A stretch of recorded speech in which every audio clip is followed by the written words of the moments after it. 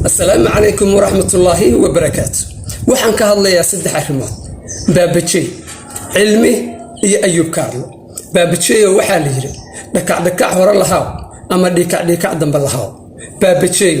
ضدك الصومالية ويكو احتراما ويكو قدريان وينكون حريستان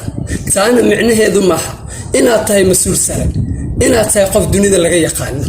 إن أتاي تاجر اسكو فيلر ee waxa lagu naxariisanayo ee waad ogtahay dhowr muuqaal oo adoo ooynaya oo aan daawaday waxaan kamid ahay dadkii ka soo falceliyay oo yiri baabajey waa maskiin hal la daayo baabajey waa saaxiib ciyaale hal loo naxariisto balse baabajey qaladaadkaaga iyo gafkaaga way sii badanayaan si dhow iyo si fogba waan ku waaniyay balse ma tihid qof waanada u dhiga duleela ee waxa tahay qof qaladkiisa ku sii dhiirada dadka Soomaaliyeed way ku eegayaan heer walba ha ku gaarsiiyaan indhahooda aday ku eegayaan gafkaaga qaladka aad sameysana way la socdaan qaladka hadda ugu dambeeyay aad sameysay ee ninka liiraa cilmi waa nin maskiin ah waa walaal Soomaaliyeed waa qof daacad ah waa qof qalbi xaaran qaladkaad ku sameysana waad ogtahay baabajeeyo adigoo ooynaya baraha bulshada haddaad imaajirtay maanta waa in adigoo raali gelin ka bixinaya arrinkii cilmi oo raali gelinaya waa in baraha bulshada aad timaada waanadana waa inaad maqashaa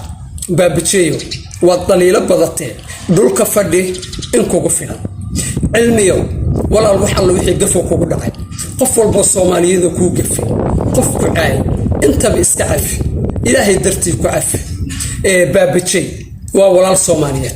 qaladka iyo gafki oo kugu sameeyeen iska cafi Soomaaliya oo dhanna way ka wada hadashaa arinta baabajeyna waa loogu baaqay inuu qaldan yahay oo raali gelin oo bixiyo mideeda kale ee cilmiyo waxaad ogaataa adna qaladka aad sameynayso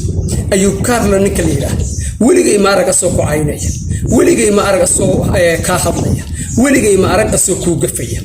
inta badan waxaan arkaa Ayuub Kaarlo adoo caynaya waxaan munaasibkiisa in adoo ku dhahaya adoo wax walba ka sheegaya adoo xumaan walba u sameynaya ama ka faafinaya cilmiyo ma ogtahay wanaaga aad sameeysaa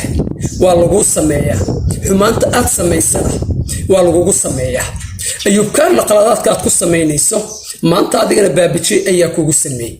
waa in aad ka farijignaataa waxyaabaha aad sameynayso Ayuub Kaarlo hadduu ka gaabsado hadduu isku cayneen hadduu waxba ku dhahayn micnaheedu maaha inaad ka af Soomaali badanta ama aad ka cay badantay waxba u xeerinaya